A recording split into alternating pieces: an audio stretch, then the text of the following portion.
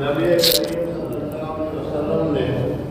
اس حدیث پاک میں 5 خصوصیتیں ارشاد فرمائی ہے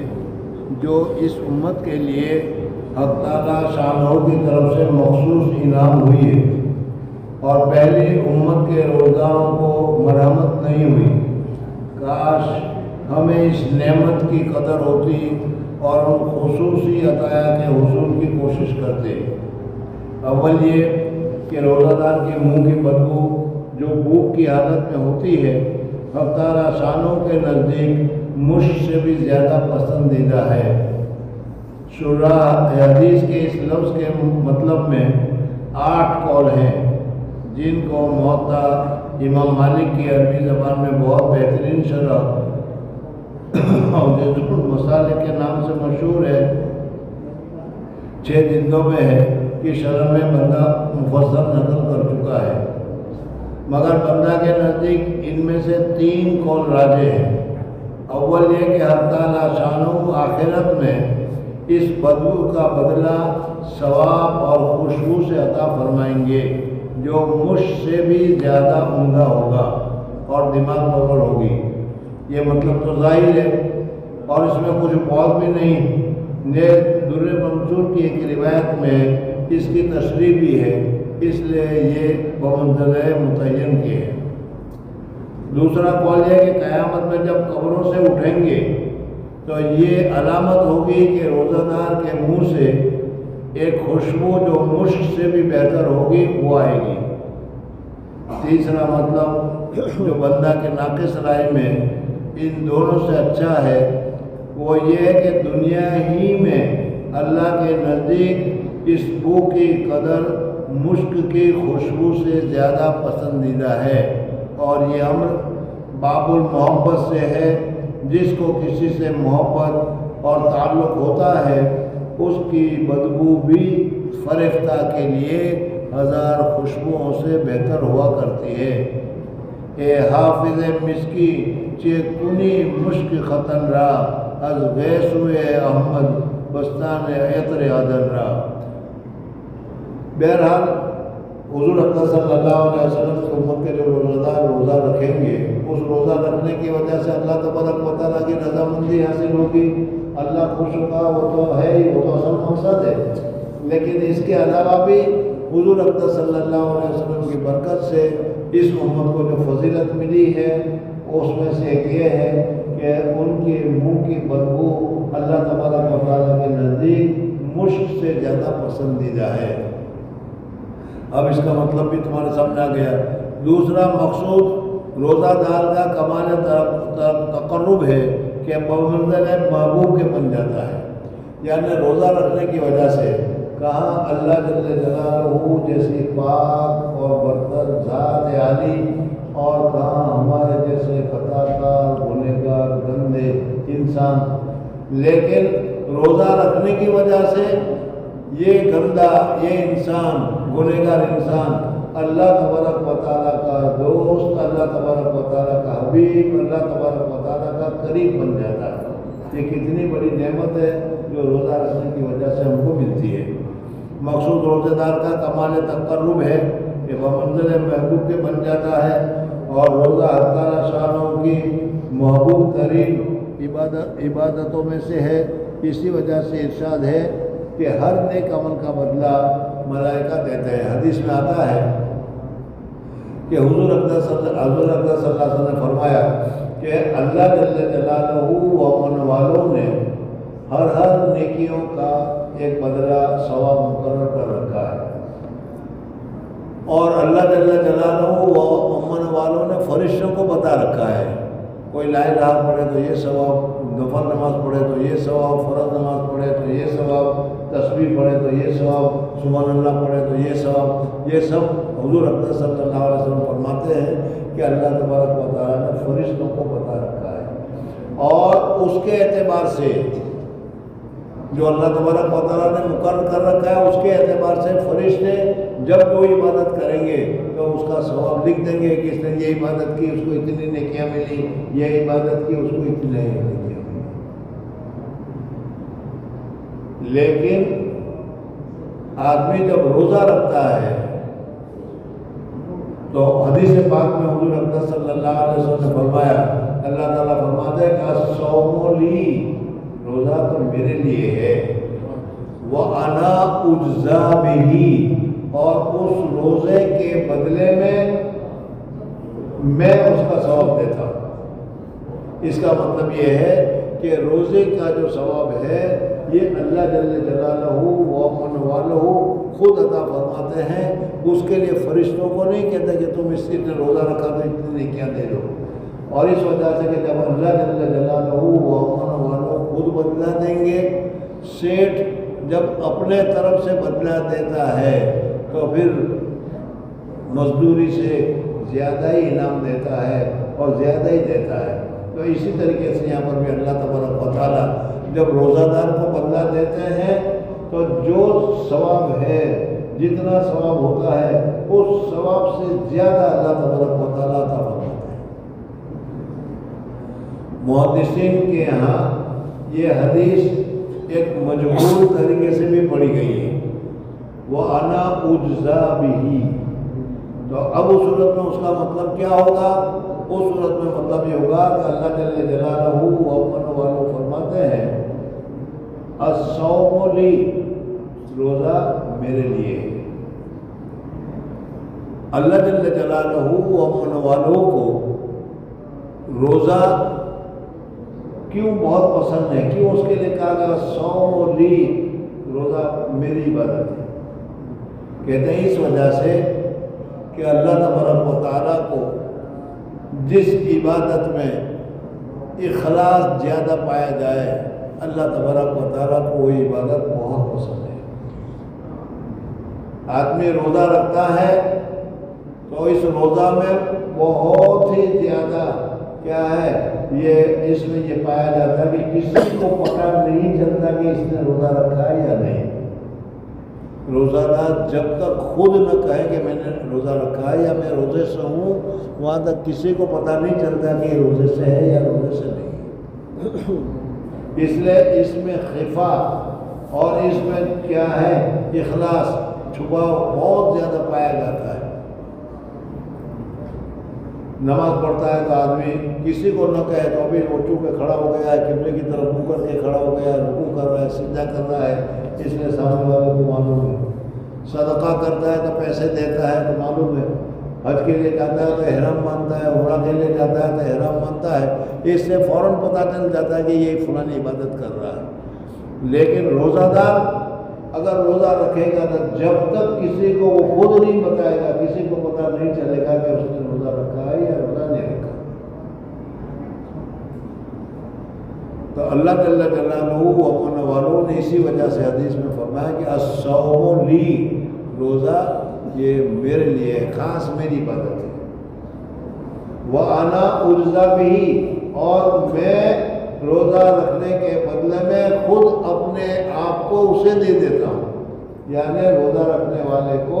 اللہ جل جلالہ خود اپنی محبت، اپنی معرفت، اپنی نسبت، اپنی قربت اللہ تبارک و تعالیٰ عطا فرما دیتا ہے۔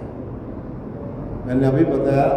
کہ اللہ جل جلالہ جیسے پاکیزہ، طیب، پاکیزہ، اعلیٰ درجے کا معبود، اعلیٰ درجے کی شخصیت جب وہ کسی کو مل جائے تو پھر اس صورت میں اس کی نصیبی کے لیے کیا کہنا۔ تو روزہ رکھنے کی وجہ سے جب اللہ تبارک و تعالیٰ کی محبت مل گئی، اللہ تبارک و تعالیٰ کی معرفت مل گئی، انا اجزا بھی، میں اس کو بدلے میں دے دیتا ہوں، یعنی میں اس کو دے دیا جاتا ہوں، میرا وہ محبوب بن جاتا ہے، میں اس کے ساتھ محبت کرتا ہوں اور میں اپنے آپ کو اس کو دے دیتا ہوں۔ ہر نیک عمل کا بدلہ ملائکہ دیتے ہیں، مگر روزہ کا بدلہ میں خود عطا کرتا ہوں، اس لیے کہ وہ خاص میرے لیے ہے۔ بعض مشائخ سے منقول ہے کہ یہ لفظ اجزا بھی ہے، یعنی یہ کہ اس کے بدلے میں خود اپنے آپ کو دیتا ہوں، اور محبوب کے ملنے سے زیادہ اونچا بدلہ اور کیا ہو سکتا ہے۔ ایک حدیث میں ارشاد ہے کہ ساری عبادتوں کا دروازہ روزہ ہے، یعنی روزہ کی وجہ سے ساری عبادتوں کا دروازہ روزہ ہے، یعنی عبادت کرنے کی وجہ سے، روزہ رکھنے کی وجہ سے دل میں نور پیدا ہوتا ہے، اور جب دل میں نور پیدا ہوگا تو پھر اس نور کی روشنی سے آدمی کو نیک کام کرنے کا شوق ہوگا، نیک کام کرنے کا راستہ ملے گا۔ جبھی کہ روزہ ہے، یعنی روزہ کی وجہ سے قلب منور ہو جاتا ہے، جس کی وجہ سے ہر عبادت کی رغبت پیدا ہوتی ہے۔ مگر جبھی کہ روزہ بھی روزہ ہو، صرف بھوکا رہنا مراد نہیں ہے، بلکہ آداب کی رعایت رکھ کر، جن کا یہ حال بیان حدیث نمبر ذیل میں مفصل آئے گا۔ روزہ حقیقی معنی میں اگر روزہ ہو تو پھر اس صورت میں اس سے دل میں نور پیدا ہوتا ہے، اس سے اللہ تبارک و تعالیٰ کی معرفت ملتی ہے، اس سے اللہ تبارک و تعالیٰ کی محبت ملتی ہے۔ اب وہ روزہ اخلاص میں کیسا ہونا چاہیے؟ تو حضرت شیخ نور اللہ مرکز فرماتے ہیں کہ ابھی 9 نمبر کی جو حدیث آ رہی ہے، اس حدیث میں اس پوری بحث کو ذکر کیا ہے، اس لیے وہاں پر اس کو دیکھ لیں۔ اس جگہ ایک ضروری مسئلہ قابل تنبیہ ہے، اور یہ اس کی بدبو کی وجہ سے حضرت شیخ نور اللہ مرکز یہاں پر تنبیہ فرماتے ہیں کہ نماز کے لیے وضو کرتے ہو تو وضو کرتے وقت مسواک کرنا چاہیے یا نہیں؟ روزے کی حالت میں بھی مسواک کرنا چاہیے یا نہیں کرنا چاہیے؟ جو آدمی وضو کر کے مسواک کے ذریعے سے وضو کرتا ہے اور مسواک کر کے وضو کر کے نماز پڑھتا ہے تو اس کو 70 نماز سے زیادہ ثواب ملتا ہے۔ لیکن یہاں پر ایک اشکال یہ ہے کہ اللہ تبارک و تعالیٰ کو یہ بدبو تو بہت زیادہ پسند ہے، اور اس بدبو پر اللہ تبارک و تعالیٰ اپنے آپ کو دے دیتے ہیں، تو پھر مسواک کر کے اس بدبو کو دور کرنے کی کیا ضرورت ہے؟ مسواک نہیں کرنا چاہیے، اور مسواک روزے کی حالت میں منع ہونا چاہیے یا سنت نہیں ہونا چاہیے۔ اسی وجہ سے حضرت امام شافعی رحمۃ اللہ تعالیٰ علیہ فرماتے ہیں کہ کیا ترک مسواک نہیں کرنا چاہیے۔ امام ابو حنیفہ رحمۃ اللہ تعالیٰ علیہ، جس کو ہم فالوور ہیں، جس کو ہم مانتے ہیں، وہ یہ فرماتے ہیں کہ مسواک یہ مستقلاً سنت ہے، اور مسواک کی بہت بڑی فضیلت ہے۔ بزرگوں اور دوستوں، اس وقت ہم جس ملک میں آ گئے، مغربی تہذیب والا ملک، اور اس میں مسواک کی سنت بھی ہم سے چھوٹ گئی۔ مسواک کی جگہ پر ٹوتھ برش ہم استعمال کر رہے ہیں، ٹوتھ برش کے ذریعے سے دانت کی صفائی تو ہو جائے گی، لیکن وہ مسواک کا جو ثواب ہے وہ مسواک کا ثواب نہیں ملتا۔ مسواک کی بہت ساری فضیلت ہے، اور ان میں سے ایک فضیلت یہ ہے کہ آدمی مسواک کرتا رہتا ہے تو پھر مرتے وقت اس کو کلمہ نصیب ہوتا ہے، تو کلمہ پڑھ کر مرتا ہے۔ کتنی بڑی سعادت ہے۔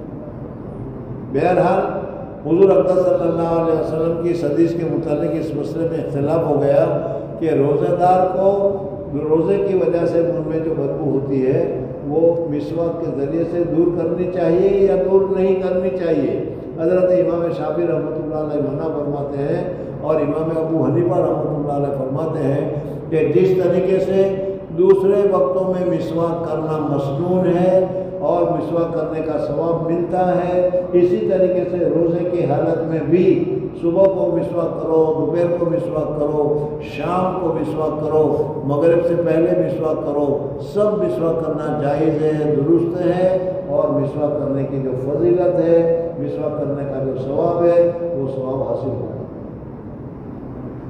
تو پھر اس سوال کا کیا جواب ہے کہ اس کی وجہ سے بدبو ختم ہو جاتی ہے، منہ مسواک کرنے کی وجہ سے بدبو ختم ہو جاتی ہے؟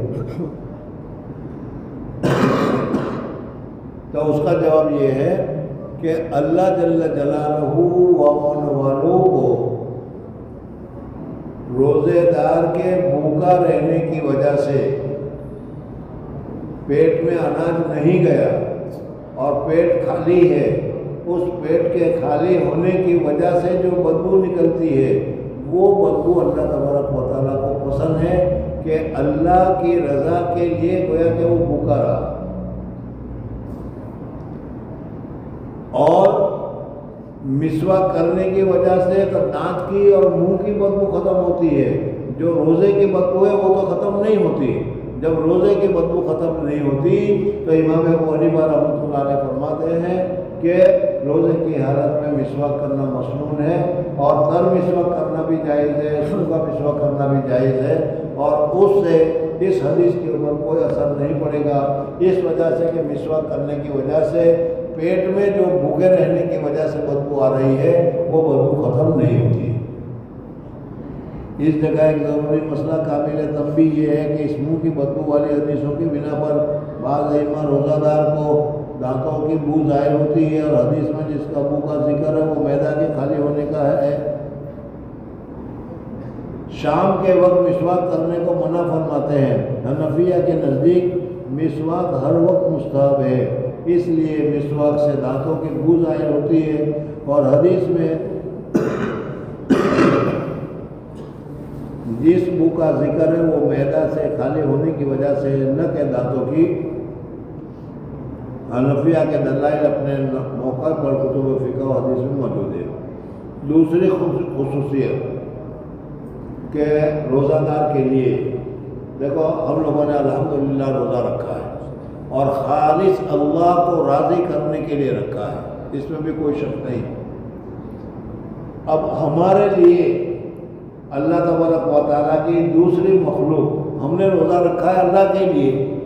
اور اللہ کے لیے روزہ رکھنے کی وجہ سے ہم بھوکے ہیں، پیاسے ہیں، بھوک لگی ہوئی ہے، پیاس لگی ہوئی ہے، پریشانی ہوئی، لیکن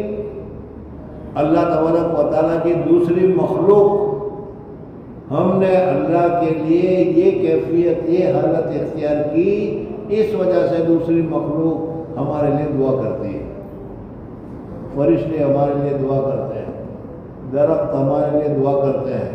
سمندر کی مچھلیاں ہمارے لیے دعا کرتی ہیں۔ دیکھو اللہ تبارک و تعالیٰ کی ایک عبادت کرو، اللہ کی کتنی مخلوق تمہاری عبادت، تمہاری دعا کے لیے تمہارے لیے تیار ہو جاتی ہے۔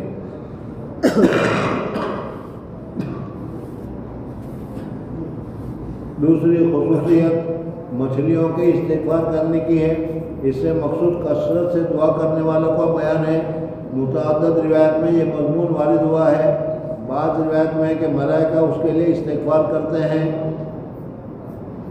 حضرت شیخ نور اللہ مرکز فرماتے ہیں کہ میرے چچا جان یعنی مولانا الیاس صاحب تبلیغ والے، مولانا الیاس صاحب نور اللہ مرکز بانی تحریک تبلیغ بستی حضرت نظام الدین نئی دلی کا ارشاد ہے کہ مچھلیوں کی خصوصیت بظاہر اس وجہ سے ہے کہ اللہ جل شانہ کا ارشاد ہے، ان الذین آمنوا وعملوا الصالحات سیجعل لهم الرحمن ودا، جو لوگ ایمان لائے اور اچھے عمل کیے حق تعالیٰ شانہ اس کے لیے دنیا ہی میں محبوبیت فرما دیں گے۔ یعنی اگر کسی آدمی نے اچھے کام کیے تو اس اچھے کام کرنے کی وجہ سے جنت ملے گی، جنت کا درجات ملے گا، وہ تو اپنی جگہ پر ہے، لیکن اچھی کام کرنے کی وجہ سے دنیا میں دنیا کے لوگ تمہارا احترام کریں گے، تمہاری عزت کریں گے، تمہارا وقار کریں گے، تمہاری پوزیشن کو دیکھیں گے اور تمہارے ساتھ اچھا معاملہ کریں گے۔ کیوں؟ اس وجہ سے کہ تم اچھے اعمال کرتے ہو، اچھے کام کرتے ہو۔ تو گویا کہ اللہ تبارک و تعالیٰ کیا ہے، نقد بدلہ جلدی عطا فرماتے ہیں۔ حدیث پاک میں ارشاد ہے کہ جب اللہ تعالیٰ شانہ کسی بندے سے محبت فرماتے ہیں، یہ بخاری شریف کی روایت ہے کہ اللہ جل جلالہ و من والہ جب کسی بندے سے محبت کرتے ہیں تو کس طریقے سے اس محبت کا اظہار ہوتا ہے، کس طریقے سے لوگوں میں معلوم ہوتا ہے، کس طریقے سے فرشتوں میں معلوم ہوتا ہے، تو اس کے متعلق حضور اقدس صلی اللہ علیہ وسلم نے بتایا کہ جب اللہ جل جلالہ کسی بندے کو دیکھتے ہیں کہ اللہ تبارک و تعالیٰ کے فرائض، اللہ تبارک و تعالیٰ نے جو چیزیں ہمارے پر فرض کی ہے، پانچوں نمازیں فرض کی ہے، زکوٰۃ فرض کی ہے، اور اسی طریقے سے روزے فرض کیے ہیں، حج فرض کیے وغیرہ، جو چیز اللہ تبارک و تعالیٰ نے ہمارے اوپر فرض کی ہے اس کو بڑے اہتمام کے ساتھ، بڑے پابندی کے ساتھ کوئی آدمی اس کو ادا کرتا ہے۔ دیکھو اگر اللہ تبارک و تعالیٰ کی محبت چاہتے ہو کہ ہمیں بھی اللہ تبارک و تعالیٰ کی محبت مل جائے، ہمارے لیے بھی اللہ تبارک و تعالیٰ کی طرف سے اعلان ہو جائے، تو ہمیں پہلے کیا کرنا پڑے گا وہ میں آپ حضرات کو بتا رہا ہوں۔ حدیث میں آتا ہے کہ جب آدمی اللہ تبارک و تعالیٰ کے فرائض کو بڑے اہتمام اور بڑے پابندی کے ساتھ ادا کرتا ہے، نماز بڑے ذوق اور شوق کے ساتھ، اخلاص کے ساتھ، پابندی کے ساتھ ادا کرتا ہے، ہماری طرح ٹڑکھاتا نہیں بلکہ پابندی کے ساتھ نماز پڑھتا ہے، دوسرے فرائض جو ہیں وہ بھی اسی طریقے سے ادا کرتا ہے، اور صرف فرائض نہیں، فرائض کے ساتھ ساتھ نوافل کا بھی اہتمام کرتا ہے۔ 5 نمازیں نہیں، ہم لوگ کبھی نماز پڑھتے ہیں، بہت سارے حضرات آپ دیکھیں گے کہ 2 فرض اور 4 سنت، یا 4 فرض اور 2 سنت، بلکہ بعض تو صرف فرض پڑھ کر ہی نکل جاتے ہیں، سنت کا اہتمام ہی نہیں کرتے، اور اگر بعد میں کوئی اہتمام کرتا ہے تو سنت غیر موقدہ کا تو اہتمام کرتے ہی نہیں، سنت موقدہ کا اہتمام کرتے ہیں۔ اس لیے شروع میں رمضان میں نے بتایا تھا کہ جو سنن موقدہ، سنن غیر موقدہ اور نفل نمازیں بتائی گئی ہے، کم سے کم رمضان میں ہم ان تمام سننوں کو، رمضان میں ان تمام نفلوں کو بھی اہتمام کے ساتھ فرض ہی کی طرح ادا کرنا چاہیے۔ یہاں بتایا جاتا ہے کہ جب کوئی بندہ فرائض کو اہتمام کے ساتھ ادا کرتا ہے اور سنن اور نوافل کو بھی اہتمام کے ساتھ ادا کرتا ہے، اشراق ہے، چاس ہے، اور قوامین ہے، تہجد ہے، سب نمازوں کو پوری پابندی کے ساتھ پڑھتا ہے، گناہ نہیں کرتا، گناہ سے بچتا رہتا ہے، اور فرائض کو ادا کرتا ہے، نوافل کو ادا کرتا ہے، تو اللہ تبارک و تعالیٰ جب دیکھتے ہیں کہ یہ میرا بندہ فرائض اور نوافل کو پوری پابندی کے ساتھ ادا کرتا ہے، تو پھر اللہ تبارک و تعالیٰ اس بندے کے ساتھ محبت کرتے ہیں۔ اگر ہم بھی اللہ کی محبت اپنے لیے چاہتے ہیں تو فرائض اور نوافل کا اہتمام کریں، جتنے بھی فرائض ہیں، جتنے بھی نوافل ہیں، پابندی کے ساتھ، اہتمام کے ساتھ پڑھنے کا اہتمام کریں۔ اللہ جل جلالہ و من والہ ہماری عبادت کی لگن کو دیکھ کر، ہماری عبادت کے طریقے کو دیکھ کر اللہ جل جلالہ ہمارے ساتھ محبت کرنے ہو جائیں گے۔ اور جب اللہ جل جلالہ جب محبت کرتے ہیں تو کیا ہوتا ہے؟ اللہ جل جلالہ جبرائیل سے بلاتے ہیں اور جبرائیل کو کہتے ہیں کہ جبرائیل فلانا، اس کا یہ نام ہے، اور اس کے ابا کا نام، فرشتے کو اللہ تبارک و تعالیٰ بتاتے ہیں فلانا میرا بندہ جس کا یہ نام ہے، لڑکا ہے، لڑکی ہے، مرد ہے، عورت ہے، جو بھی ہے، وہ میرے عبادت میں بہت زیادہ محنت کرتا ہے، اس وجہ سے جبرائیل میں اس آدمی سے، میں اس مرد سے، میں اس عورت سے محبت کرتا ہوں، تم بھی اس کے ساتھ محبت کرو۔ یہ اللہ تعالیٰ فرشتے کو کہتے ہیں، حضرت جبرائیل کو۔ اور جب جبرائیل کو اللہ تعالیٰ نے کہا کہ تم محبت کرو تو ظاہر بات ہے کہ جبرائیل بھی اس کے ساتھ محبت کرتے ہو جاتے ہیں۔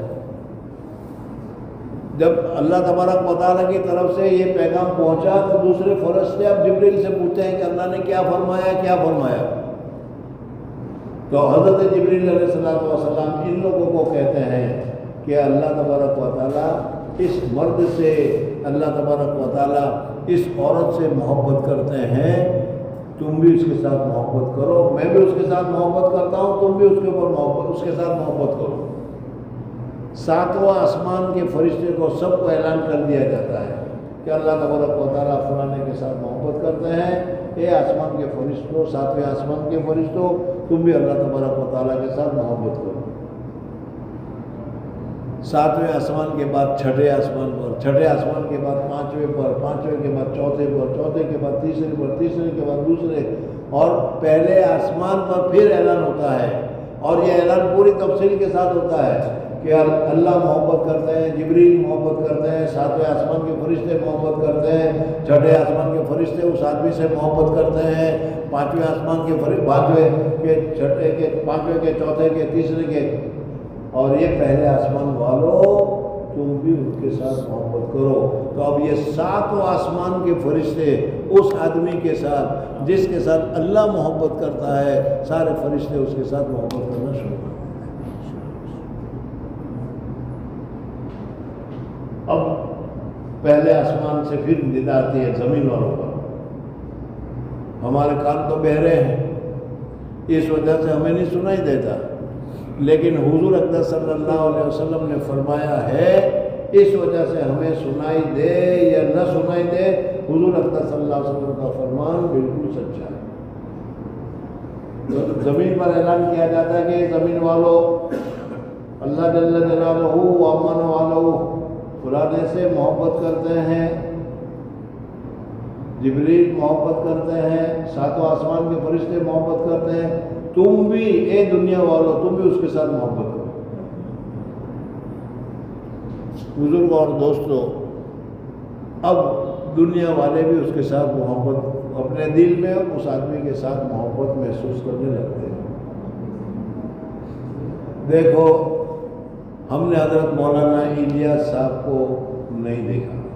دیکھا آپ لوگوں نے؟ کسی نے نہیں دیکھا، میں نے نہیں دیکھا، آپ نے کہاں سے دیکھا؟ آپ نے تو حضرت شیخ نور اللہ مرتضیٰ کو بھی نہیں دیکھا، آپ نے تو حضرت مولانا یوسف صاحب کو بھی نہیں دیکھا، حضرت جی کو بھی نہیں دیکھا، جانتے ہی نہیں، پتہ ہی نہیں، لیکن ان کی محبت تم اپنے دل میں محسوس کرتے ہو یا نہیں؟ حضرت شیخ کی محبت دل میں محسوس کرتے ہو، حضرت مولانا یوسف صاحب کی محبت محسوس کرتے ہو؟ تو یہ وہ محبت ہے جو اللہ تبارک و تعالیٰ نے دنیا میں اتار دی ہے کہ میں ان کے ساتھ محبت کرتا ہوں، یہ دنیا والے تم بھی اس کے ساتھ محبت کرو۔ اب یہ محبت کو نہ پروپیگنڈے کی ضرورت ہے، نہ اعلان کی ضرورت ہے، نہ اخبار میں چھپانے کی ضرورت ہے، بلکہ آٹومیٹک ہمارے دل میں اس کی محبت آنی شروع ہو جاتی ہے۔ جس آدمی کے ساتھ اللہ تعالیٰ محبت کرتا ہو، تو میں نے ایک مثال دی ابھی حضرت شیخ کی اور مولانا یوسف صاحب کی رحمۃ اللہ تعالیٰ علیہ، باقی ہم لوگوں میں سے بھی جن کے ساتھ اللہ تبارک و تعالیٰ محبت کرتے ہیں تو دنیا کے سارے لوگ اس کے ساتھ محبت کرتے ہو جاتے ہیں۔ حضرت شیخ نور اللہ مرتضیٰ نے یہاں پر ذکر کیا کہ جو لوگ ایمان لائے اور اچھے اعمال کیے، حق تعالیٰ شانوں کے لیے دنیائی میں محبوبیت فرما دیں گے۔ اور حدیث پاک میں ارشاد ہے، جب حق تعالیٰ شانوں کسی بندے سے محبت فرماتے ہیں تو جبریل علیہ السلام سے ارشاد فرماتے ہیں کہ مجھے فلاں شخص پسند ہے، تم بھی اسے محبت کرو۔ وہ خود محبت کرنے لگتے ہیں اور آسمان پر آواز دیتے ہیں، فلاں بندہ اللہ کا پسندیدہ ہے، تم سب اسے محبت کرو۔ بس اس آسمان والے اسے محبت کرتے ہیں اور پھر اس کے لیے زمین پر قبولیت رکھ دی جاتی ہے۔ یعنی پہلے آسمان سے اعلان ہو گیا، تب دنیا میں ہم نے دیکھا ہو، حضرت شیخ کو نہ دیکھا ہو، مولانا یوسف صاحب کو دیکھا ہو یا نہ دیکھا ہو، لیکن ہمارے دل میں ان کی محبت اس محبت کی وجہ سے جو اللہ تبارک و تعالیٰ نے کی اور اعلان ہوا رکھ دی جاتی ہے۔ اور عام قاعدہ کی بات ہے کہ ہر شخص کی محبت اس کے پاس رہنے والوں کو ہوتی ہے۔ ظاہر بات ہے کہ ماں باپ کو بچے کی اور بچے کو ماں باپ کی محبت ہوتی ہے، اس وجہ سے کہ وہ قریب قریب رہتے ہیں، لیکن یہ محبت صرف قریب والوں کو نہیں ہوتی، بلکہ قریب سے بھی دور پانی میں رہتے ہیں جو زمین پر نہیں رہتے، پانی میں رہنے والی مچھلیاں، ان کو بھی اس زمین پر رہنے والے آدمی سے محبت ہوتی ہے، اور وہ اللہ تبارک و تعالیٰ کی محبت کی وجہ سے پانی میں رہتے رہتے اس کے ساتھ محبت کرتا ہے، اور محبت کا تقاضا یہ ہے کہ اس کے لیے دعا کرتا ہے، یا اللہ اس کی مغفرت فرما، یا اللہ اس کے درجات کو بلند فرما۔ تو پانی میں مچھلیاں بھی اللہ تبارک و تعالیٰ کے دوست کے لیے دعا کرتے ہیں۔ کھلا بندہ اللہ کا پسندیدہ ہے، تم اس سے محبت کرو، خصوص آسمان والے اس سے محبت کرتے ہیں اور پھر اس کے لیے زمین پر قبولیت رکھ دی جاتی ہے۔ اور عام قاعدہ کی بات ہے کہ ہر شخص کی محبت اس کے پاس رہنے والے کو ہوتی ہے، لیکن اس کی محبت اتنی عام ہوتی ہے کہ آس پاس رہنے والوں کو ہی نہیں بلکہ دریا کے رہنے والے جانوروں کو بھی اس سے محبت ہوتی ہے کہ وہ بھی دعا کرتے ہیں اور گویا بر سے خشکی سے متواجد ہو کر بحر یعنی سمندر تک اس کی محبت پہنچی جاتی ہے۔ یہ جنگل کے جانوروں کا دعا کرنا بطریق اولا شامل ہو گیا۔ تیسری خصوصیت جنت کا ڈیکوریٹ کرنا۔ اللہ تبارک و تعالیٰ جنت کو ڈیکوریٹ کرتے رہتے ہیں، اس لیے کہ جنت میں رہنے کے لیے لوگ ابھی آئیں گے تو اس سے آنے سے پہلے ہی جنت کو مزین کر دیا جائے، ڈیکوریٹ کر لیا جائے۔ تیسری خصوصیت جنت کا مزین ہونا ہے۔ یہ بھی بہت سی روایت میں وارد ہوا ہے، بعض روایت میں آیا ہے کہ سال کے شروع ہی سے رمضان کے لیے جنت کو آراستہ کرنا شروع ہو جاتا ہے۔ ہمارے یہاں ایک تو سال کا ابتدائی دن نیو پہلا دن، انگریزوں کے یہاں تو جنوری کی پہلی تاریخ ہے، ہندوؤں کے یہاں کارتک کی پہلی تاریخ ہے دیوالی کی، لیکن اللہ جل جلالہ اور مسلمانوں کے یہاں محرم کی پہلی تاریخ ہے، لیکن اللہ جل جلالہ و امن والوں کے یہاں سال کی ابتدا پہلی رمضان سے ہوتی ہے۔ پہلی رمضان فرسٹ ڈے نئے سال کا، اسی وجہ سے رمضان سے پہلے ان کو سارا پروگرام فرشتوں کو دے دیا جاتا ہے، ایک سال تک اس طریقے سے پروگرام مطابق چل رہا ہے۔ تو جنت کے مزین کرنا، شرنگار اور جنت کو مزین کرنا بھی رمضان سے شروع ہو جاتا ہے۔ بعض روایت میں آیا کہ سال کے شروع سے رمضان کے لیے جنت کو آراستہ کرنا شروع ہو جاتا ہے، اور قاعدے کی بات ہے کہ جس شخص کے آنے کا جس قدر اہتمام ہوتا ہے اتنا ہی پہلے سے اس کا انتظام کیا جاتا ہے۔ شادی کا انتظام، شادی ہے تو شادی کی وجہ سے اگر کرنا ہے تو مہینوں پہلے سے ہم تیاری کرنا شروع کر دیتے ہیں، اس لیے کہ بڑا فنکشن ہے، تو فنکشن جتنا زیادہ اہم ہوگا اتنی زیادہ تیاری زیادہ کی جائے گی۔ آنے کا جس قدر اہتمام ہوتا ہے اتنا ہی پہلے اس کا انتظام کیا جاتا ہے۔ شادی کا اہتمام مہینوں سے پہلے کیا جاتا ہے۔ چوتھی خصوصیت شرکت شیاطین ہے۔ ان شرکت شیاطین کو اللہ تبارک و تعالیٰ رمضان کے چاند ہوتے ہی قید کر کے سمندر میں پھینک دیتے ہیں کہ اس کو سمندر میں رہنے دو۔ اگر ان کو قید نہیں کریں گے تو بہت سارے لوگوں کے روزے خراب کریں گے، بہت سارے لوگوں کے اعمال خراب کریں گے، اور اسی وجہ سے آپ لوگ دیکھتے ہیں کہ رمضان میں گناہ کی مقدار کم ہو جاتی ہے۔ آپ نے دیکھا ہوگا اپنے گاؤں میں کہ جو سال بھر میں ایک دن بھی مسجد کی طرف متوجہ نہیں ہوتا، روزانہ اذان سنتا ہے، لیکن رمضان آ گیا تو رمضان آتے کے ساتھ ہی وہ پانچوں نمازوں کا پابند بن جاتا ہے۔ گالی دینے والا گالی دینا چھوڑ دیتا ہے، داڑھی منڈانے والا داڑھی منڈانا چھوڑ دیتا ہے، داڑھی رکھنا شروع کر دیتا ہے۔ یہ ساری چیزیں تم غور کرو گے تو دیکھو گے تو معلوم ہوگا کہ نیکیوں میں زیادتی ہو جاتی ہے اور برائیوں میں کمی ہو جاتی ہے، اور اس کی وجہ یہی ہے کہ جو بڑے بڑے شیاطین تھے جو گناہ کی طرف کھینچنے والے تھے ان کو ہی اللہ تبارک و تعالیٰ نے قید میں ڈال رکھا ہے، جس کی وجہ سے گناہ نہیں ہوتا۔ پانچویں خصوصیت شرکت شیاطین کا قید ہو جانا ہے کہ جس کی وجہ سے معاصی کا زور کم ہو جاتا ہے۔ رمضان المبارک میں رحمت کے جوش اور عبادت کی کثرت کا تقاضا تو یہ تھا کہ شیطان اور زور لگاتے کہ کہیں مغفرت نہ ہو جائے، کہیں یہ لوگ اپنے گناہ نہ معاف کروا لیں، کہیں یہ لوگ کیا دعا میں نہ لگ جائے، اس لیے خوب کوشش کی جاتی۔ دوسرے دنوں میں کوشش کی جاتی ہے، اس سے زیادہ کوشش کی جاتی، لیکن ایسا نہیں ہے۔ تو اس کی وجہ یہی ہے کہ جو شرکت شیاطین ہے وہ سارے کے سارے تو قید میں پڑے ہوئے ہیں، وہ تو سمندر میں پڑے ہوئے ہیں۔ کثرت مقتضا یہ تھا کہ شیاطین بہکانے میں بہت ہی ادھک کوشش کرتے اور پاؤں چوٹی کا زور ختم کر دیتے، اور اس وجہ سے معاصی کی کثرت اس مہینے میں اتنی ہو جاتی کہ حد سے زیادہ، لیکن باوجود اس کا یہ مشاہدہ ہے اور محقق کے مجموعی طور پر گناہوں میں بہت کمی ہو جاتی ہے۔ کتنے شرابی کبابی ایسے ہیں کہ رمضان میں خصوصیت سے نہیں پیتے، اور اسی طرح اور بھی گناہوں میں کلی کمی ہو جاتی ہے، لیکن اس کے باوجود گناہ ہوتے ضرور ہیں۔ اب گناہ تو ہوتے ہی ہیں، تو پھر اگر تم اشکال کرو کہ فرشتوں کو تو قید کر دیا گیا تو پھر گناہ کیوں ہوتے ہیں، تو اس کی وجہ یہ ہے کہ گناہ فرشتوں نے جس گناہ کی اپنے عادت ڈال لی،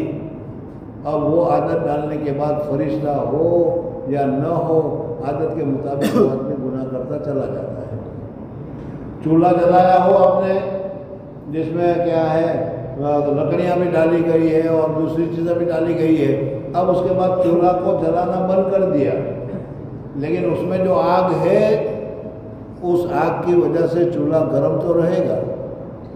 تو اسی طریقے سے پورے سال جو گناہ کرتے رہے،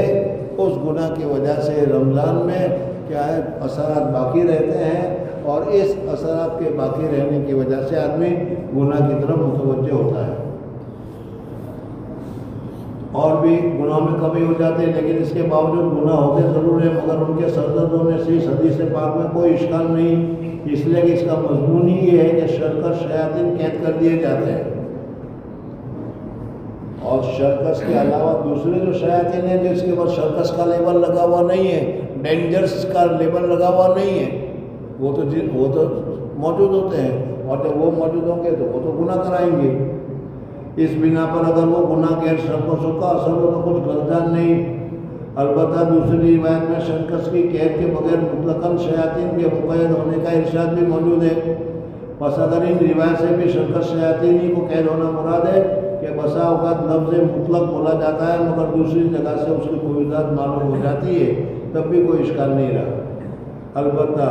اگر اس روایت سے سب شیاطین کا محبوس ہونا مراد ہو تب بھی ان معاصی کے صادر ہونے سے کچھ خلجان نہ ہونا چاہیے، اس لیے کہ اگرچہ معاصی عموماً شیطان کے اثر سے ہوتے ہیں مگر سال بھر تک کرنے کی وجہ سے جب کرنے کا ایک چسکا لگ جاتا ہے، کرنے کی ایک عادت پڑ جاتی ہے، اور اس عادت کی وجہ سے وہ گناہ کرتے ہیں۔ اس وجہ سے رمضان میں بھی اگر گناہ ہو تو کوئی بعید بات نہیں ہے، اس کے لیے راستہ یہ ہے کہ گناہ کے ساتھ ساتھ اس وقت توبہ کا، استغفار کا خوب اہتمام کرو، بہت اہتمام کے ساتھ اپنے گناہوں سے معافی مانگو، اس وجہ سے کہ اللہ تبارک و تعالیٰ بھی عنقریب حدیث آئے گی کہ اللہ تبارک و تعالیٰ رمضان میں کیا ہے بہت ہی کثرت کے ساتھ ذرا سی بھی توجہ کر دو، ذرا سے بھی مغفرت مانگ لو، ذرا سا بھی اللہ مغفر لی کہہ دو، ذرا اللہ میری توبہ کہہ دو، اللہ تعالیٰ فوراً اس کی توبہ کو قبول فرما لیتے ہیں۔ اس وجہ سے ہمیں اپنی توبہ کی طرف متوجہ ہونا چاہیے، دعا کرتے رہنا چاہیے، اور دعا میں خاص طور پر اپنے گناہوں سے توبہ کرتے رہنا چاہیے۔ اللہ تبارک و تعالیٰ مجھے آخرت کو عمل کرنے کی سعادت اور توفیق نصیب فرمائے۔ سبحان اللہ و بحمدہ، سبحانک اللہم و بحمدک، نشہد ان لا الہ الا انت نستغفرک و نتوب الیک۔ روزہ کی یہ 5 فضیلتیں آپ حضرات نے آج سنی، اب اس 5 فضیلت کے بعد روزہ رکھنے کی کوئی تکلیف، روزہ رکھنے کی کوئی مصیبت، روزہ رکھنے کا کوئی پریشانی نہیں ہونی چاہیے، بلکہ ذوق اور شوق کے ساتھ کہ بہت بڑی نعمتیں مل رہی ہے، ہمیں خوشی کے ساتھ روزہ رکھنا چاہیے۔ اللہ تبارک و تعالیٰ مجھے اور آپ حضرات کو صحیح ذوق اور شوق کے ساتھ روزہ رکھنے کی توفیق نصیب فرمائے۔ اللہ تعالیٰ ہمارے روزے کو قبول فرمائے، اللہ تعالیٰ ہمارے گناہوں کو معاف فرمائے۔ سبحان اللہ و بحمدہ، سبحانک اللہم و بحمدک، نشہد ان لا الہ الا انت نستغفرک و نتوب